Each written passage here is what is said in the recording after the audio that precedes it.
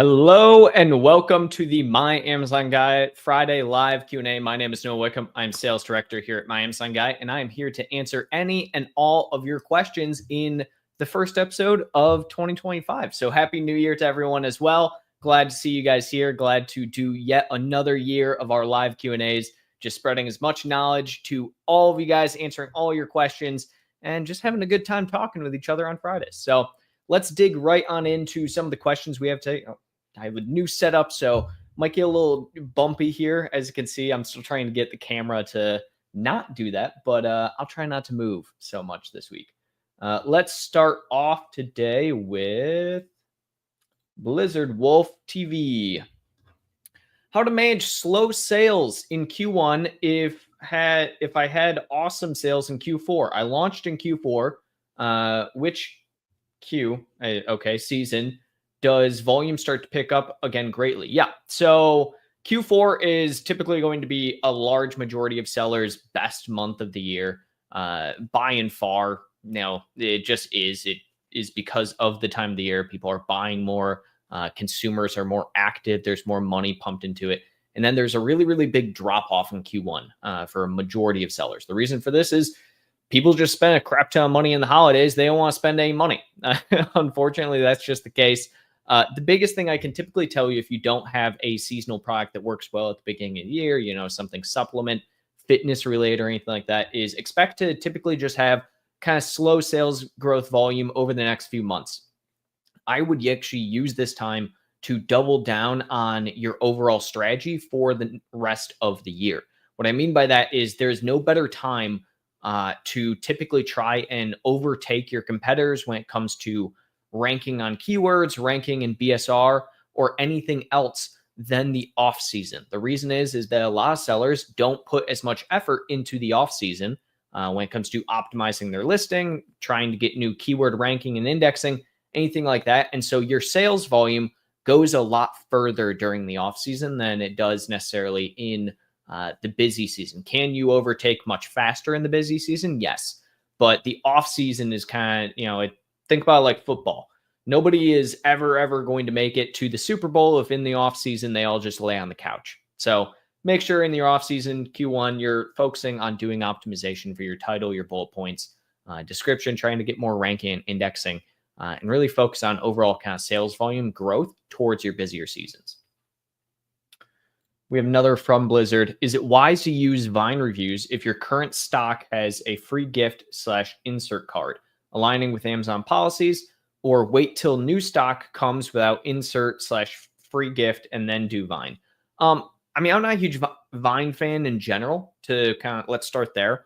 I'm not the biggest fan of Vine just because I think it can go poorly is probably the best way to put it.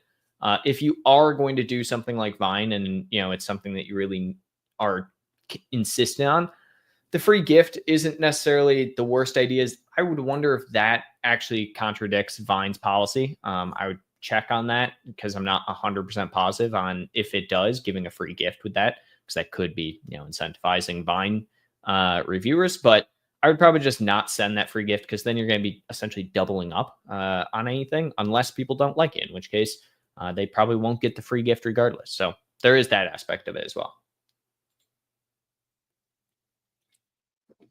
I'm switching to sparkling ice instead of Fiji, apparently this year. That's my new 2025 thing.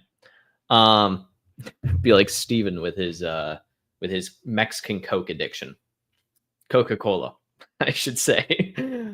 When using PPC campaigns, do we continue to adjust the keyword bids a bit higher every time to see if we can get more sales/impressions till we find sweet spot that's not too expensive and get sales? Yeah, essentially that's kind of your most basic strategy when it comes to bid adjustments is the way to look at it is think of a advertisement spot placement as there is you and 100 other people in the room. You're all bidding at an auction for that spot placement, and every single time you raise your bid, it's like you're raising your hand at the auction saying, hey, I will pay this much for it. The auctioneer is then giving you that spot until someone else says, hey, I will pay this much for it.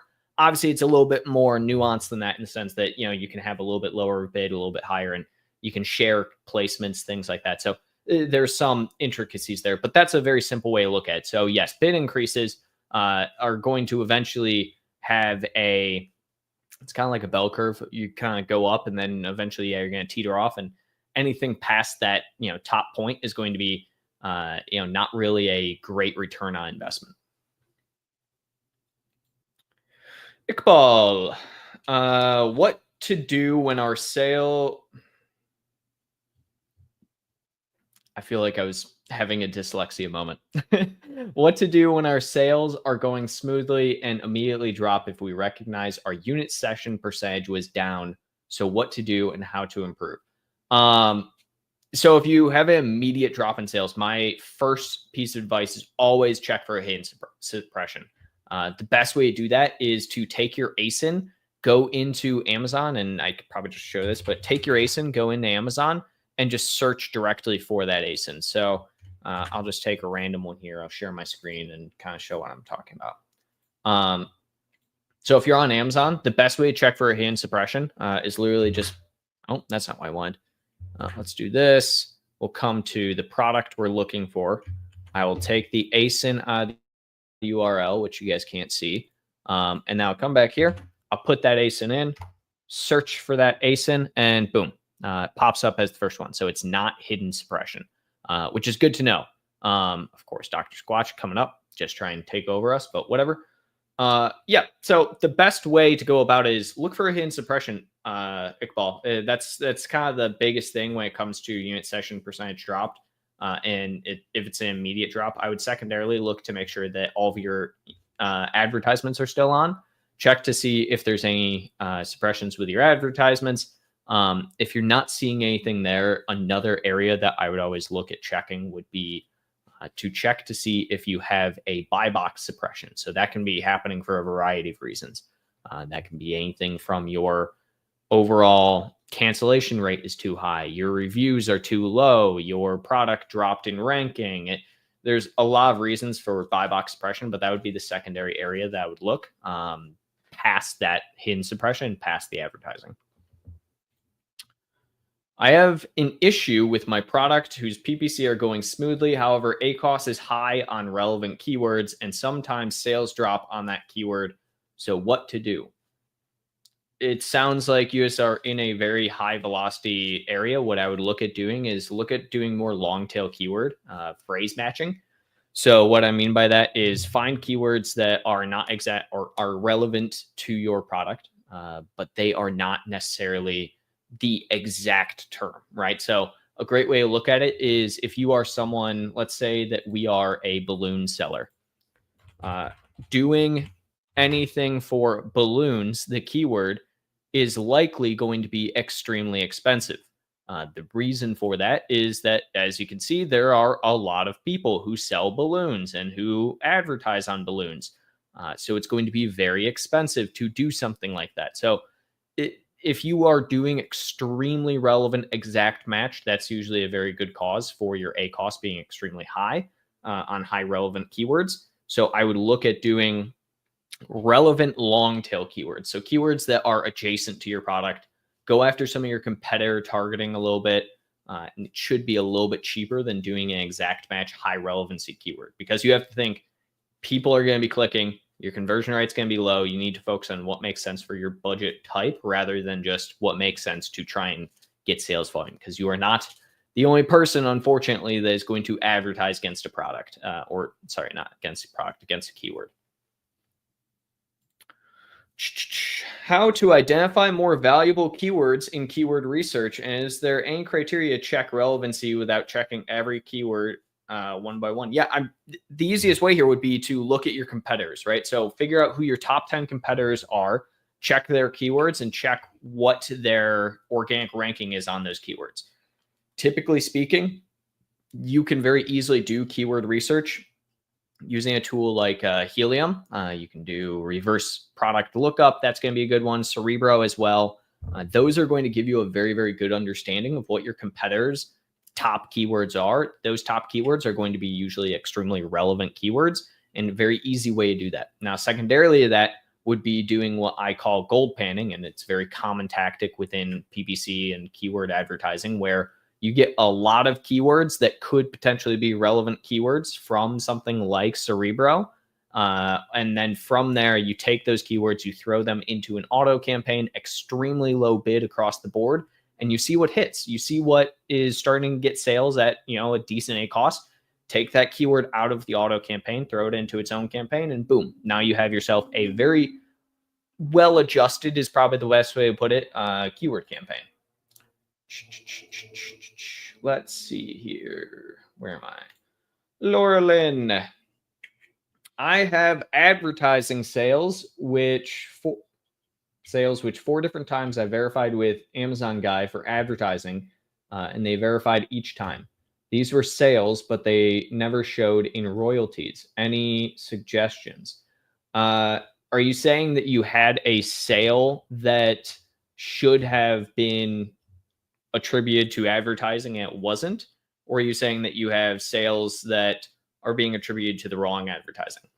That it's a very specific niche question to ask, I understand, but it's very important to be able to answer the question. So the biggest thing that I would typically kind of tell you there, Laurelyn, when it comes to something like that, I see an attribution to advertising happen in all sorts of capacities. The most common type here that you're kind of talking about is people who have lower sales volume. A lot of times will believe that they're not getting the product attributed to the correct order. But what can happen is if, for instance, let's say you're doing some defensive targeting, if someone purchases or clicks on your sponsored product and then they go and purchase another product, that can still have an attribution towards that specific advertising. So I'd be interested in looking at your case specifically, seeing what's going on. If you want to shoot an email, Laurelyn, over to podcast@myamazonguy.com, feel free to just tag me, just say, hey, Noah, show some screenshots, give a little bit in-depth explanation. I'm happy to take a look at your case and see what's going on there. Cue little banner at the bottom that says podcast@myamazonguy.com. But either way, Thai Burger Golf. Part 1. Ooh, we got a 2-parter, guys. I had a shipment that got held up in customs, and I did not change the delivery date of my shipment on Amazon. Now the shipment has closed and my goods are still at customs. Will I need to create a new shipment plan and relabel the units? Should I hit send again from the drop down on that shipment? Is there another option where I can keep the current shipping label? Oof. Not typically. So that send again is not actually going to send that exact same shipment again. Instead, that creates a secondary shipment that is just a duplicate of the one that you initially tried to send. So you can click send again to get the new labels that you need. But unfortunately, there's not going to be an easy solution here as if Amazon has already closed the shipment. What I will typically advise in situations like this would be to go direct to Amazon, tell them these issue you are having. I would not have your products sent from customs right now direct to Amazon because that's going to lead to some issues. You can, but again, since it's already a closed shipment, Amazon's probably going to be like, hey, what do we do with this inventory, right? So from there, absolutely go ahead and create that new shipment. Once everything is cleared out of customs, you will likely need to relabel. I would focus much more on just relabeling the whole shipment rather than relabeling the individual products, because the individual products shouldn't need a relabel. That should be fine as is. It should just be the overall shipment needs to be relabeled. But absolutely open up a case with Amazon. Make sure that they're aware of the situation that you're facing. See if you can get that shipping plan reopened before going through the send again method. It's very unlikely, but there are, very sparse cases that they tend to do that in. So if you guys are wondering, I'm got this little potion thing that's 3D printed that I've been messing around with. So if you see me just messing around with anything, that is why. Let me know if that works also, Tyburger. And if you have any, questions around it, feel free to reach out to us. I'm happy to look at it, but it is an unfortunate situation when customs gets involved in things, and then you can't really do anything past that. Andrea, ooh, good to see you. You talked about this as a strategy. Week 1, 50% below price, week 2, so on and so forth. Yep. So for those that are not aware, this is a launch pricing strategy. I can actually pull up the page. Let's see, launch. Here we go.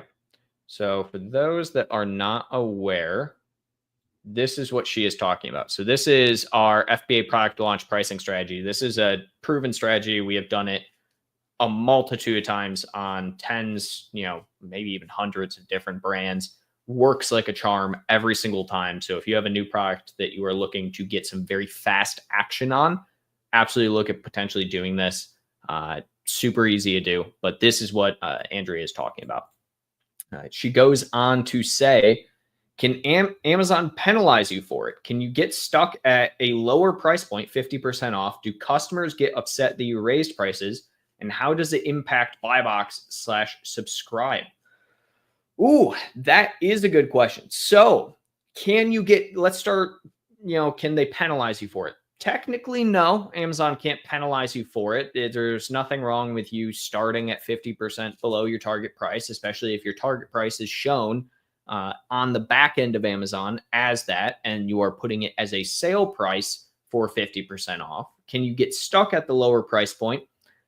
Technically, yes. This is the one thing that I will warn people about. And this is why, for instance, on the page, we have this where it shows the target sales to increase price. So on this right side here, you can see there we have 50 sales, 50, 75, 100, 100. The purpose of this and the purpose of those is specifically that if you are, let's say, at that 50% for too long, I don't know, 100 sales, you get what turns out to be a reference price and average selling price of the product.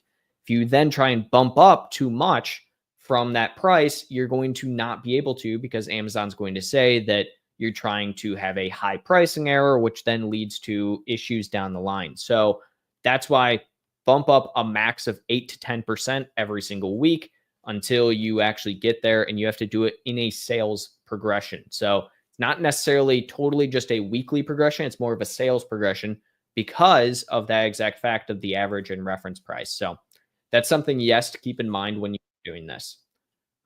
We then have, do customers get upset that you raised prices? I mean, not really. Again, this is if we're talking in the long-term scheme of things, it's 2 months, right? So that's the thing that you need to understand, is that people may look at like hey, I got this at a great deal comparatively to what the actual price turns out to be. And how does it impact buy box / subscribe and save? It impacts it in the sense of, your buy box price is always going to be that buy box price. And then, subscribe and save, I wouldn't really suggest doing subscribe and save until you get to your target price, just because, whatever someone purchases subscribe and save at, that is what they pay. So regardless, moving forward, that is what they're going to pay within a certain threshold percentage. But yeah, that's how that works. So I wouldn't really look at doing it necessarily as like a long-term strategy. Andrea, again, thank you for not liking Vine.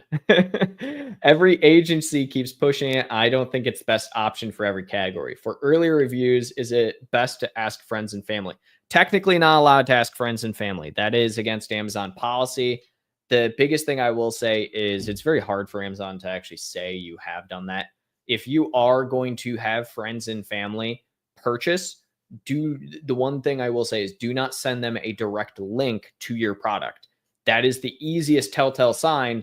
If you have a brand new product and people all of a sudden are coming direct to that product from non-Amazon sources.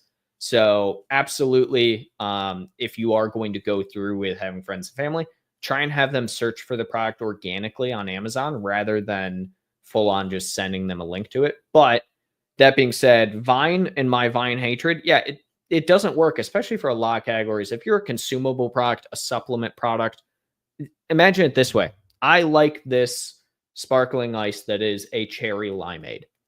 If you're someone who doesn't like cherry, that's going to be a problem where you might get this through Vine as a Vine reviewer. and give it a 1-2 stars. And guess what? Now your entire listing is screwed because 1 or 2 people don't like cherry. And what are you going to do in that scenario? So yeah, Vine's not great, especially in consumables. It's really good for things such as a deck of playing cards. Is this a good deck of playing cards? I don't know. Guess we'll see. Is this a good, stress ball? Things like that. I have a lot of hand items on my desk, if you guys can't tell. So that is something, though, is it's not great for every category. I also don't think that, the first 50 reviews matter too much. The difference between 5 reviews and 50 reviews on a product is minimal in its conversion rate. Chris, for a first launch, how much should PPC budget be? I get this question every single week, and I will give the same answer until the end of time. It should be how much you can afford for it to be. My recommendation across the board, if you can throw down $1,000 a week, that's great. But, that $1,000 a week for a product with relevant keywords, high search volume relevant keywords of 25 cents a click, versus there are some keywords in supplement categories that are $48 a click. That's the highest I've seen. If anyone has a keyword that's above $48 a click, let me know. Would love to see it. But that is unfortunately just the case, and how it is that it really depends on what your overall targeting is going to look like, right? So you're going to go a lot further with $500 for something that's 25 cents click than something that's $48 click. So really comes down to what you can afford. The higher you can afford, the better at the end of the day. But I wouldn't really recommend anything past, $4,000 to $6,000 just for a first time launch, especially if you don't know what you're doing and you're not paying someone to do it. Let's see here, Faisal.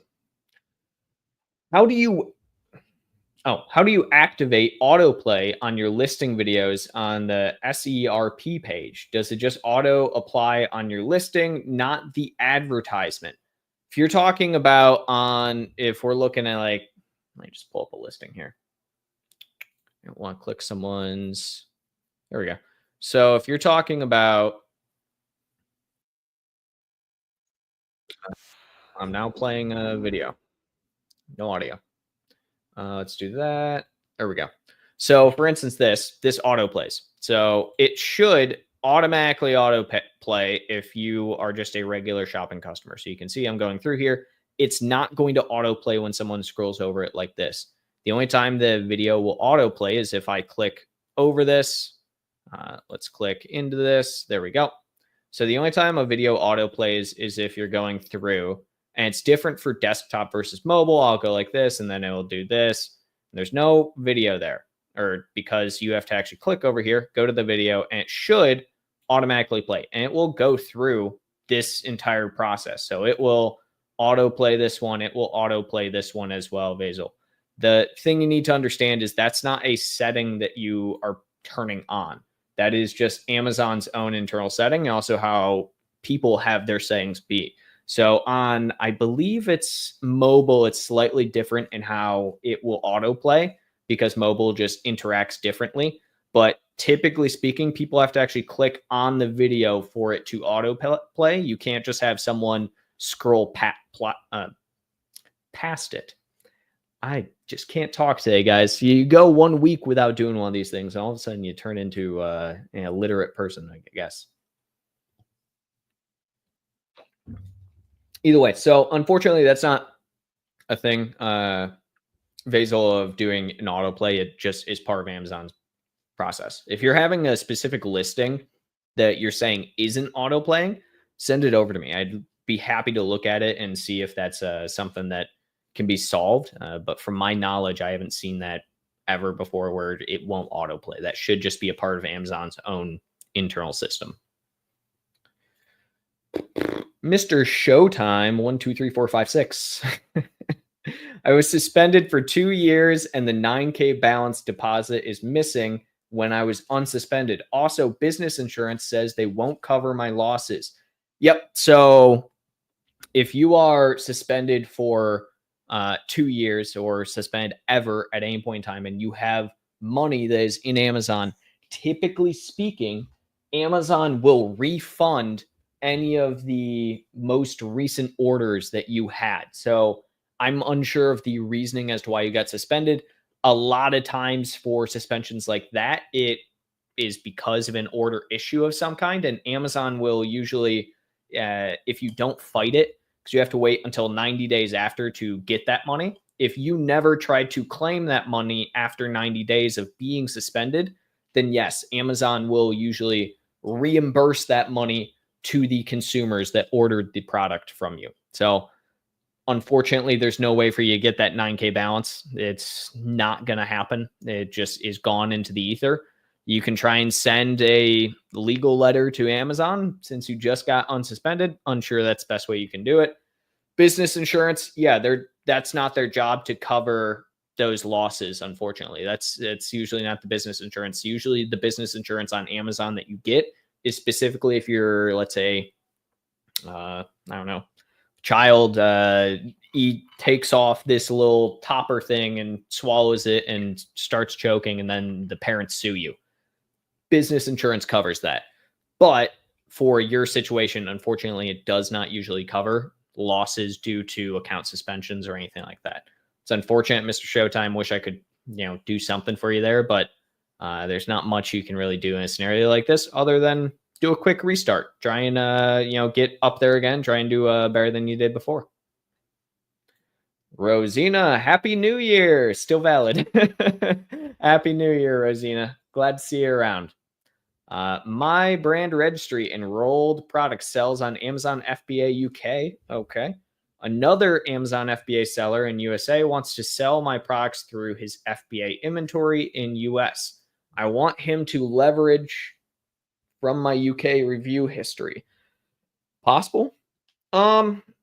Yes, you can technically do that. I mean, it would just need to be the same ASIN. So that's the only thing you're missing here is are they the same ASIN and are they attached through the sell globally feature? So as long you would probably have to set up your products on the US for that to happen. And it has to be the same ASIN and has to go through the what's it called, the process of essentially merging the products. But yeah, so it has to be the same ASIN, same UPC, has to be attached cross board. So if it's two different sellers, that's still fine. You would just have to be the one as the brand registry holder to go through that process of setting up the product in the US, getting it to be attached to the UK version. And then from there, they can share all of the reviews across the board. Iqbal, my product price is higher than the competitor, and the competitor is getting the junk of sales. I assume the hunk of sales, maybe. So now in this scenario, how we can get sales and how can we compete with the competitor? If your price is the number one converting factor on Amazon, it is unfortunate, but that is true. There is nothing that will convert someone if everything on a product listing, everything is 100% the same. The only thing you can do left is have a better price than them. The secondary thing, you can try and advertise. So that is one other scenario you can look at here, Iqbal, is you can try and advertise. And anytime someone clicks on the advertisement for the product, if it is your advertisement for the product, then you will show up in the buy box. This is a very, very common thing that resellers use to get a little bit better share of the buy box. But unfortunately, there's not much else you can do in that scenario other than have a better price because, price is going to be a number one converting factor. They're going to have the buy box 90+% of the time, and you're not going to get much outside of the actual advertising, unfortunately. Rosina, let's see. On homepage of Seller Central, from where you log into Seller Central, it says create an Amazon seller account. Sign up, get 10% back on your first $50,000 in branded sales. Is this for every new seller? Yeah, it is. So that is, well, technically, it's part of Amazon's, what is it called? FBA something or other. It's like new to FBA enrollment program. I'm trying to see if I can find it right now, but I'm unsure of the exact section to go to for a current account if you don't have it. Either way, yeah, it's new to brand sellers or new to Amazon sellers and brands, and that's one of those things that it helps a lot to have that because yeah, your first 50,000 in branded sales get 10% back, and then I think it's like you get 5% back up to your first million in the first 12 months as well. So there are a lot of different incentives that you can get with it. If you get a Amazon rep, you work through someone like us, so we have like direct contact where we can get you in with like a new rep, or if you're brand new, we can get you an Amazon rep within the first 3 days of your launch. Then yeah, it absolutely, you get a lot of incentives as a new seller. It's just a matter of getting invited to those programs is a bit harder nowadays than it used to be. Kickball again. How to optimize listing through ChatGPT that make readable, because when we optimize, so his tone like robotics, and how to make our listing attractive. You have to, it's just prompting. So the biggest thing is you have to say, give examples of exactly how you want things to be laid out, how it should look, the types of keywords you're going to have, the tone that you are trying to set, and give examples of all of that. And then also explain it. So our process, for instance, for using ChatGPT is extensive. It has taken us a while to get really, really good results with ChatGPT. And even then, no matter what, I have this little hair thing up here. It's annoying. No matter what, we still have somebody who QAs it. A actual human has to read through it, look at it. Because yeah, at the end of the day, it's ChatGPT, right? It's not Amazon listing tool 9000, unfortunately. So it's one of those things, takes time, trial and error to get the right prompting to really make it do well, I suppose. Dense. 1707. There are many FBA brands selling t-shirts and similar items. Almost all of them are best sellers in their niches. What's the best way to promote printed clothing? To not. No, and why I say that, dense, is just from the aspect of apparel is probably one of the, if not the hardest category to break into on Amazon. I would say it ranks up there with supplements, apparel, books.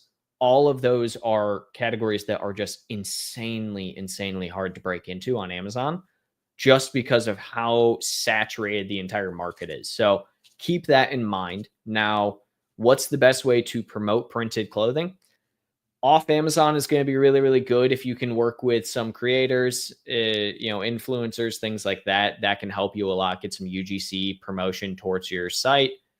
Advertising will only get you so far. If you're willing to lose money on the t-shirt for, let's say, 6 months, you can usually do pretty well if you're willing to throw money at advertising and in lieu of sales and having a really low price compared to your competitors. So really depends on what it is, but unfortunately apparel is just one of those things that it's not easy to break into just because of the cost. It's a super easy market for anyone. I mean, I don't want to say anyone, but realistically, I mean, right now, if someone wanted to start in a t-shirt business, right, you have to think about it this way. If I were to set up a new Amazon brand tomorrow, or even today with a t-shirt as my primary thing, okay, I have to sign up for Amazon. Cost me $50 for a professional selling plan. But I don't need a professional. I could do personal. I need to sign up for a service like Printify, right, that will just print the t-shirts for me. Can do that easily. That's going to be another $20. I then have to get a couple of designs. I can pay someone on Fiverr $20 to create me 5 designs for the t-shirts. I have to create the listings. Takes me a couple of days, nothing, or probably takes me a couple hours, but to create the listings, do all of that, get approved by Amazon. Realistically speaking, my point being is that for something like a printed clothing business, anyone can kind of do it. And so it's an extremely saturated market. So if you're looking to expand and you're looking to, if you already have a brand presence of any kind, leverage your brand presence and absolutely be willing to lose money to grow in the long term. That's my best advice for any saturated market. I ship things on time, but getting some USPS not delivered on time. Do I need to do anything to fix my metrics, or don't worry about it? On time delivery. This is one of the single most typical reasons I will always suggest FBA to people is the on-time delivery rate, where you can fight it as many times as you want. So what I would do first and foremost for Showtime is argue with seller support if they are mad about your on-time delivery rate, showing them that you have shipped it on time. The issue then that they will come back and say is, well, that's fine, but you should use something other than USPS to ship it, because then you can be guaranteed a certain time frame rather than USPS. So it's unfortunate how that works. You can also look at changing your shipping template to give you an extra day or two of time. This time of year, USPS is going to be a lot slower than other avenues, but realistically, this is why I am always a big believer in the idea of pushing people to FBA, because Amazon will screw you on situations like this, and it won't be your fault in the slightest. And there's not really anything you can do outside of just claiming I did everything I could, right? And then Amazon will say, well, choose the more expensive option that cuts your margins in half. It's unfortunate, but it's true.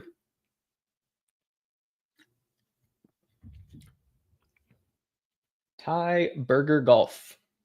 Okay. What is the best way to find out character limits for search terms and title? It never shows you've exceeded 200 character limit anymore. Thanks for answering my previous question.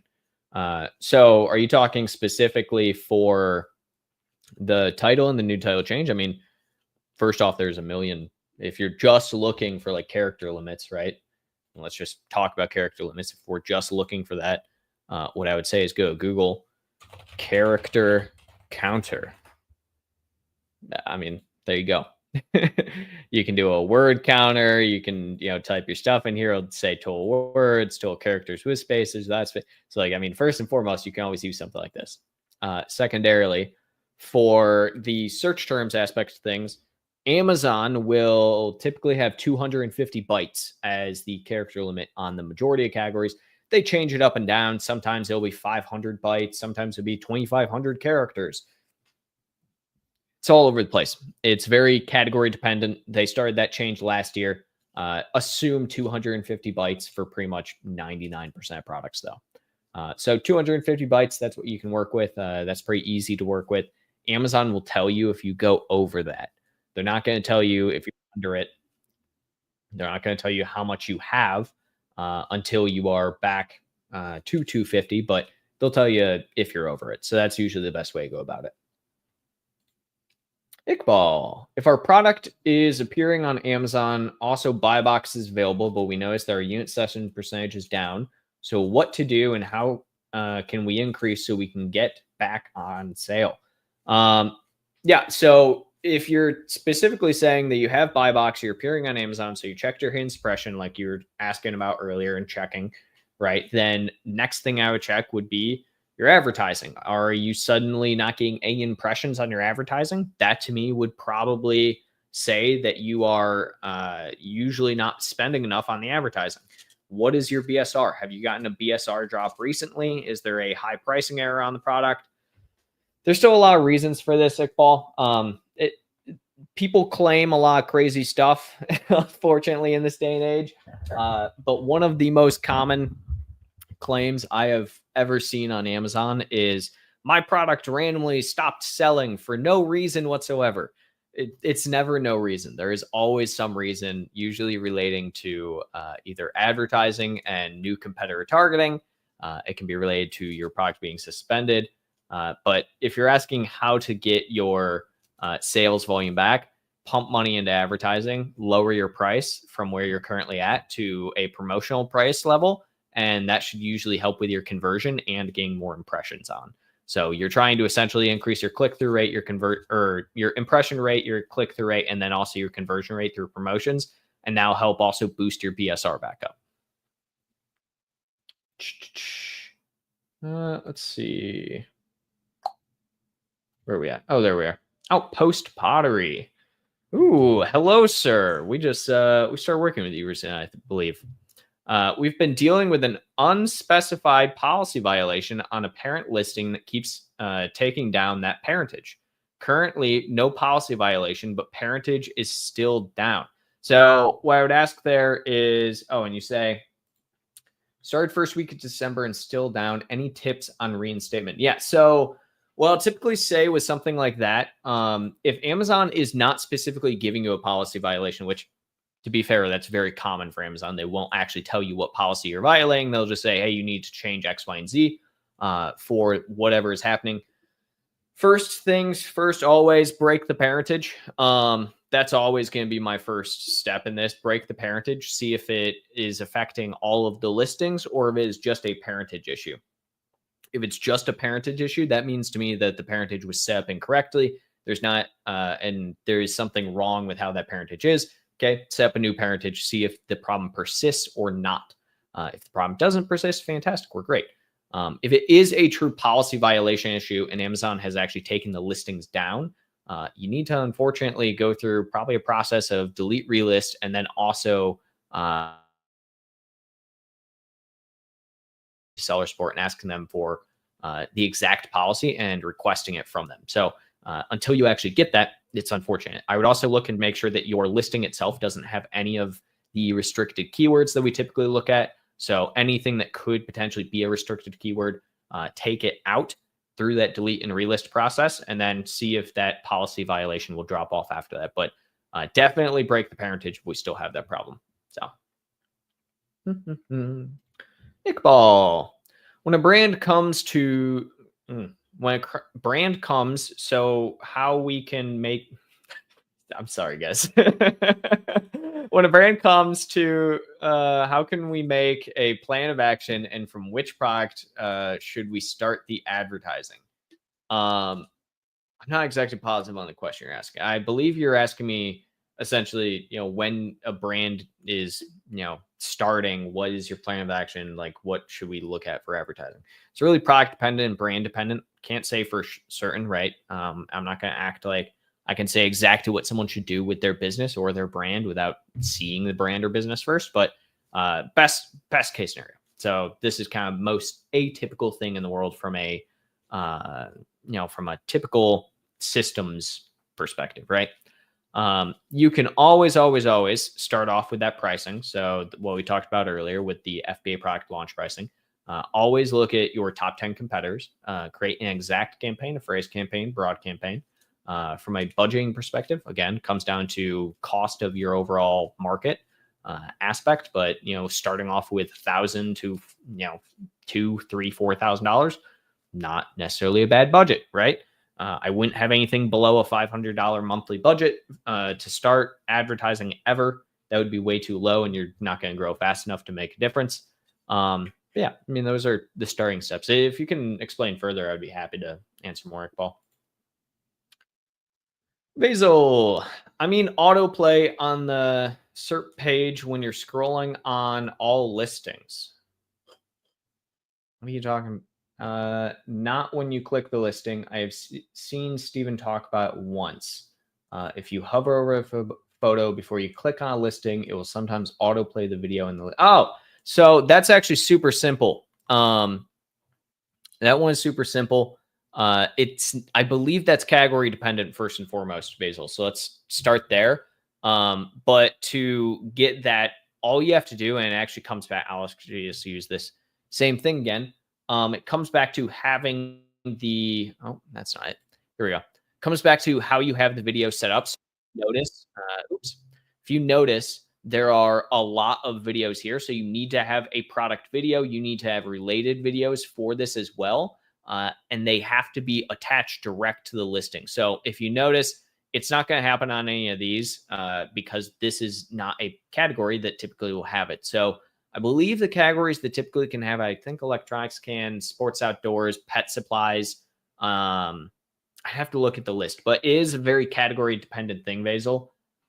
So for example, type anchor, don't click the first listing if you hover. Yeah, so it's, again, electronics, pet supplies, so on and so forth. So it is category specific. Also has to be a branded product. So it has to, you can see here where it's loading, it's going to pop up.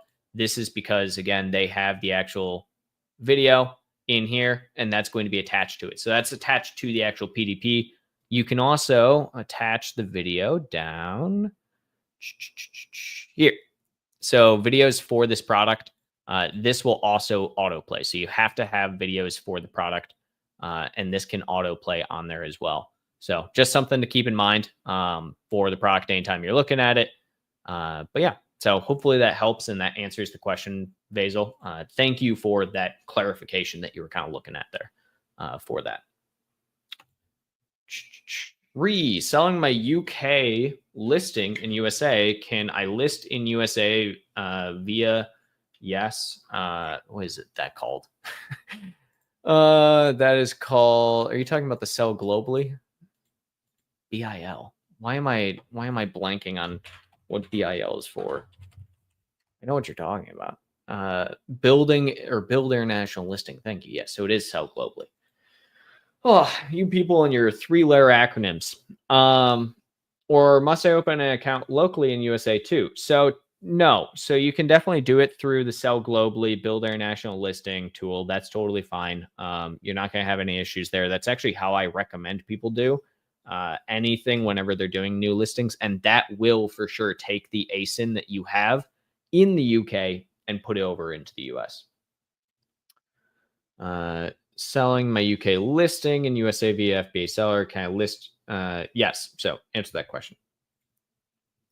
Mr. Showtime, how would I send a legal letter to try to get that deposit? Do you have a contact? Unfortunately, no. I would probably just send one direct to Amazon's legal department. You can hire a lawyer for this type of thing. I'm no legal expert, unfortunately, Mr. Showtime, but I would probably hire a lawyer of some kind, have it sent over to legal@amazon.com. I would also look, and most of the time, if you get any form of Amazon-oriented lawyer, they should have a good contact for sending any form of legal document. Andrea, I filled out the product description on the back end and bullet points, but for some reason, the product description doesn't show up on the front end. Why is that? So that to me, Andrea, sounds like essentially you're having an issue with your product just uploading or updating. I'm not a huge fan of using Amazon's internal listing tool. So I personally think the Amazon's listing tool is kind of garbage. It just doesn't work. So what I would suggest is learning how to update via product uploads, bulk files, essentially. So flat files is actually what we call them. But yeah, learn to update via flat file. That's going to be probably your best case scenario, because then you can actually make those updates and it's guaranteed to go through like 99% of the time. Amazon's backend UI with listings and changing all that, it hardly ever does anything, unfortunately, and it is just so buggy and has so many errors with it. So yeah, definitely try a flat file.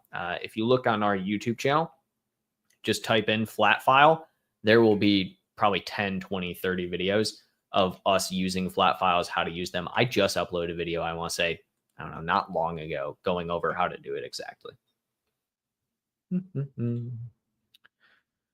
Okay, the clothing / t-shirt business is saturated. It is dense. Let's say I want to spend some money. What PPC advertising strategy would you recommend to test products? Find the closest competitors to your product possible. Put them into a campaign, no more than 5 to 10 per campaign, and rack up some of that spend. Okay. Secondarily to that, whatever is your most niche word, but also relevant to whatever it is you're trying to sell. So let's say, great example. I don't know. Here, I have another thing on my desk. Let's say I wanted to put this on a t-shirt and I wanted to sell a plant t-shirt, right? That plant t-shirt is going to be super saturated type of keyword. So try and get very specific with what you're doing, but make it still relevant to where someone who's like, oh yeah, I want this on a t-shirt, likes your t-shirt. From there, you can spend as much money as you want, Dense. I would always start, obviously, exact campaigns and phrase campaigns. You can get into broad, and that will be a little bit probably cheaper for you, given the category. And now I'm all blurry again. There we go. It'll be a little bit cheaper for you given the category to do broad over something like exact. But if you really want some movement going, definitely go with some exact campaigns with some of those very niche relevant keywords. Let's see here. Rosina.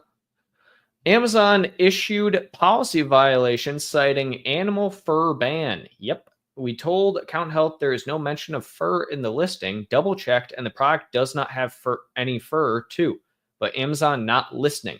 So it would be really dependent on what your category is. There's a chance that your product's being listed in a category for anything Amazon fur related. Secondarily, check your search terms. The amount of times that I have seen people inadvertently have some form of, let's say, child or fur or anything like that in their search terms, and that's what gets their product delisted or suspended. So often, so often, Rosina. So definitely double check your search terms. Make sure there is not even just Control F and just do FUR, and it doesn't matter if it's par or something else. There's an entire chance, right? And then finally, check your advertising. See if your product is being advertised in some capacity that could also be towards that. Maybe you're also advertising towards another animal product that has fur, and you are being attributed because people are purchasing this and then this. And then finally, what I would probably do there is go to your brand analytics and go to your search query performance report and look to see what are other product, or actually it's market basket analysis, isn't it? Yeah, market basket analysis, and see what other products people are purchasing alongside your product that Amazon might be tagging you along with whatever they are as well. It's entirely possible. So those are kind of the steps I would take first and foremost. Basil, thank you. Not a problem. Yuntua. Probably am pronouncing that wrong. I apologize. When should you turn off a keyword that is getting sales? Is getting sales. I have a few that get sales, but at worse and worse ROAS as time goes on, and don't know if it's worth continuing to take a loss to get the sales. Great question, actually. So here is what I would probably tell you. Do not be afraid to negate a bad keyword. So I wouldn't turn it off. I would negate it. If you have keywords that are just not doing it for you, if they're getting sales, don't negate a good keyword either, I should say. If they're getting sales and it's still working for you at a decent ACOS and a decent ROAS, and it's not necessarily bad and it's not necessarily good either, but it's keeping things afloat and it's still helping with the growth potential you have, keep it. If you are getting to the point where it is costing you money to advertise against it, it's not worth it, negate the keyword. There's not a specific point you should do this. I typically would just say, if it is not worth the money for what you are getting out of it, then definitely negate it. If it's too high of an ACOS and you are not seeing any way to get that down, whether that be changing the bid placement of it, right? So that's another thing I would also suggest is check over your bid placement. What do you see there? Is there a certain time or is there a certain point at which that bid will be better or worse in a different placement, right? So is top of search what you're currently at, and it's just losing you money and you have too many new competitors who are also starting to bid against it. And so over time, your bids are all getting jacked up and whatnot because you're all competing with each other. Maybe. And so maybe it's time to switch to rest of search, or maybe it's time to focus on a little bit more competitor targeting. These are all things you can do, but absolutely don't be afraid to negate a bad keyword ever. Andrea, thank you. You are welcome. Mohammed, we are working in pet food and cost per click is very high, although there are less sellers and good demand. Yeah, it's because you have a lot of competitors. Pet food is not less sellers. It's pretty saturated market. I mean, I could type in pet food right now. It's pretty, in demand market. How can we lower our cost per click? Change your keywords. So that's legitimately your best way. Change your placement and change your bidding adjustment for your keywords, right? So depending on what keywords you're looking at and what you are currently working with is heavily going to depend on what your cost per click is.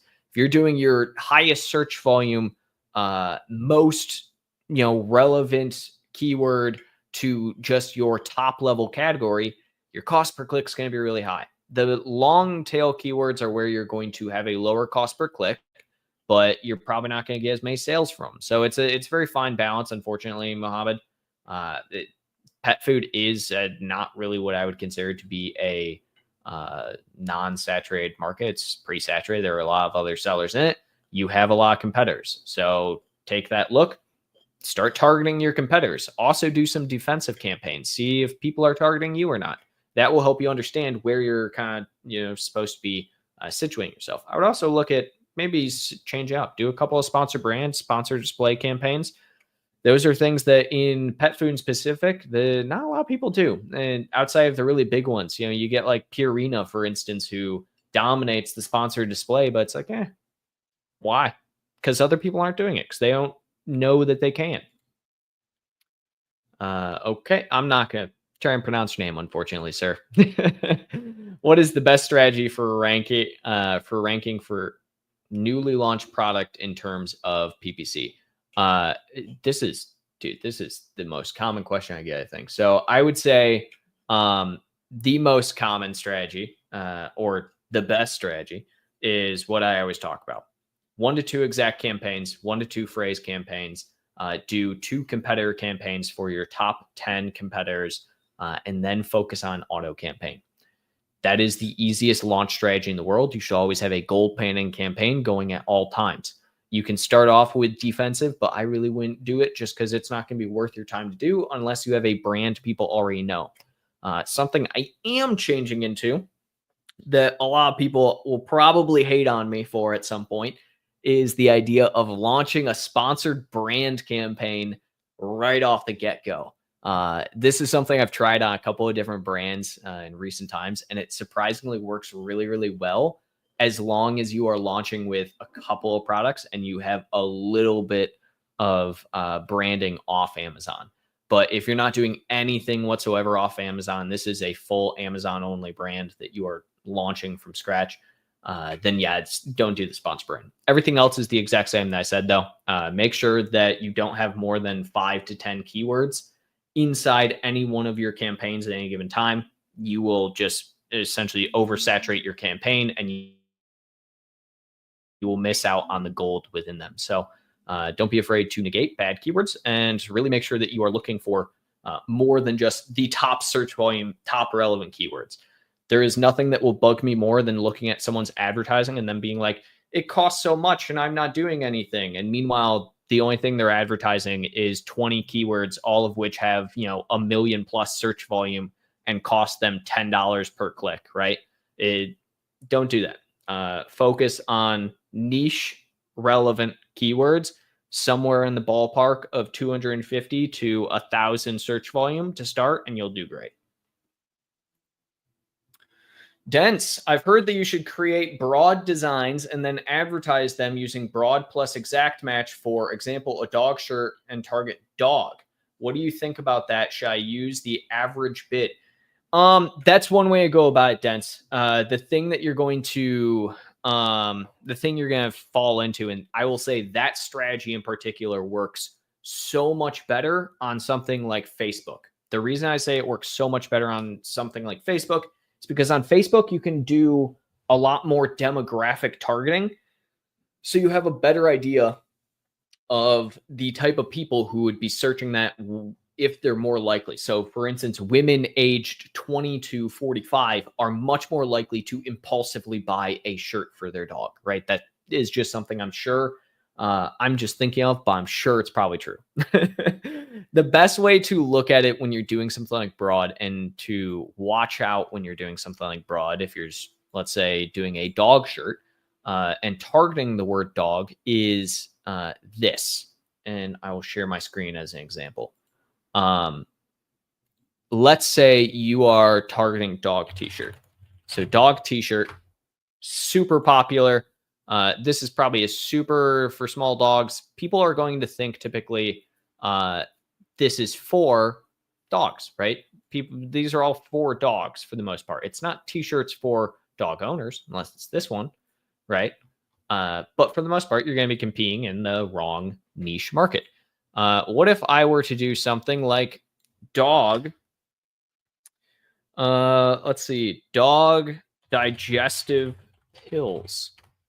Do I want to necessarily have my t-shirt be advertised and compete here for dog digestive pills? Because I am doing broad match, right? So dog is there, which this will show up. Your ad will show up in broad match. Not really, right? You're going to be competing against the wrong stuff, not necessarily the place that people want, and it's not going to be easy to control. You probably will never get top of search. You might, maybe, if we click into one of these, right? You could potentially, for something like this, do some different advertisement on the actual product page, and that's probably where I would focus, Dense, if you're going to, is product page targeting for products that are in your niche, let's say. So if you're going after dogs, you can do dog treats, dog toys, things like that, and do product page targeting, do ASIN targeting towards dog-related products, especially ones where it's more of like an impulsive buy rather than like a digestive product, right? So you're kind of in the realm of good thought there. But again, that type of strategy usually works better on Facebook. Den says, thank you very much, by the way. No problem. Another thank you. No problem. Broad modifier. What are we talking about, Ty Crane? You can't just say broad modifier. That what? Okay.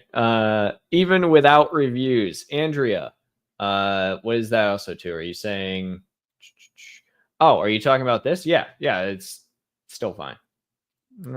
Being a beat. Hi, can you please tell me, do I need to do professional photo shoot for the product? It's going to help you. There's nothing that will bug me more than people. There's nothing that will bug me more than people who go through and will use like manufacturer photos, especially if you're not doing a product that's super original, right? You can do iPhone pictures. You can set up your own light box, cost $10. Do iPhone pictures, start. But realistically, if you're really invested, spend the money and just get a photo shoot. It'll cost you a couple $100, but it is well worth it, especially if they will design some graphics for you at the end of the day too. It was for a sponsored post. You had mentioned, oh yeah. Even with the reviews, Andrew, or without, sorry.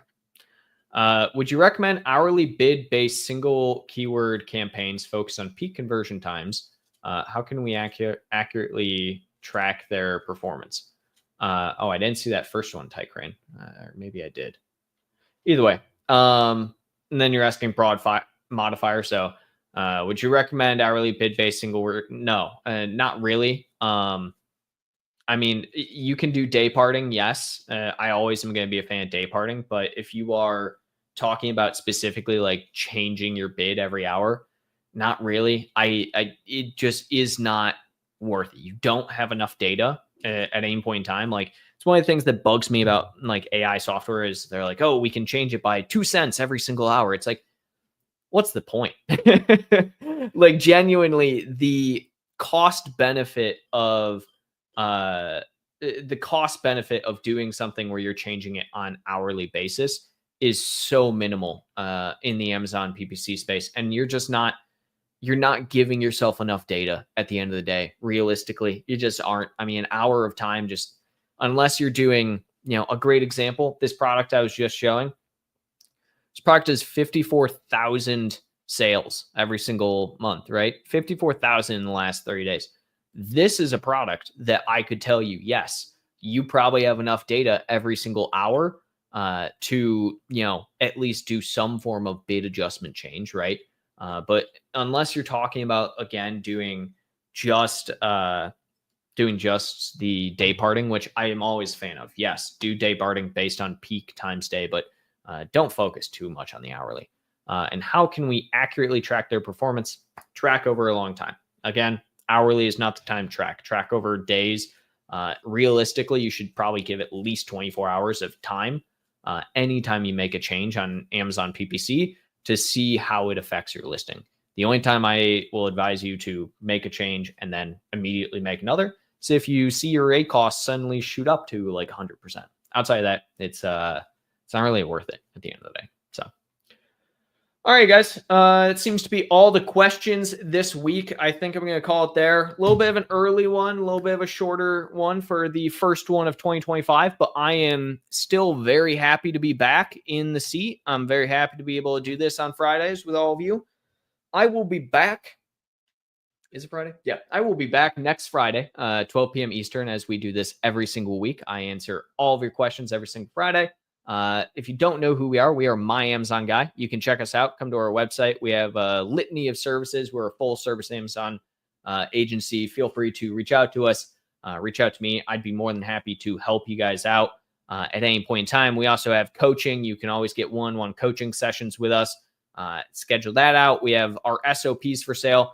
We also recently announced our playbook, our PPC Q1 playbook. So there were a lot of questions today about our PPC strategies. Go ahead and go to our PPC. It's a weird URL, but go to there. Get our Q1 PPC playbook. This is something that I'm really happy about. I would also suggest checking out all of our YouTube videos. I am making a series for January on Q1 PPC and the things to look out for in 2025 Q1 and how to set yourself up for success. So if you haven't already subscribed to our channel, past that as well. Check us out on LinkedIn. Check me out on LinkedIn. Go give me a follow over there. I shoot stuff out all the time and stay on top of all relevant info. Past that, we will, only because you said please. He says, please take the last one. I will do one more for you, being a beast. Thank you so much. I recently discovered your channel, and it's really helping me. How can I get my main picture created by you guys? But the one thing I'm worried about, my packaging, should I change it? Don't worry about your packaging in the main picture. If you want us to create a main image for you, feel free to head on over to our website and go to, I believe it's myamazonguy.com/main image. And we would be happy to, there you go, image. We'll be happy to get you a main image there, beast. So there we go, guys. That is the last one officially. I will see you all next week. Have a great weekend ahead and a great week ahead. And again, Happy New Year. And yeah, excited for 2025.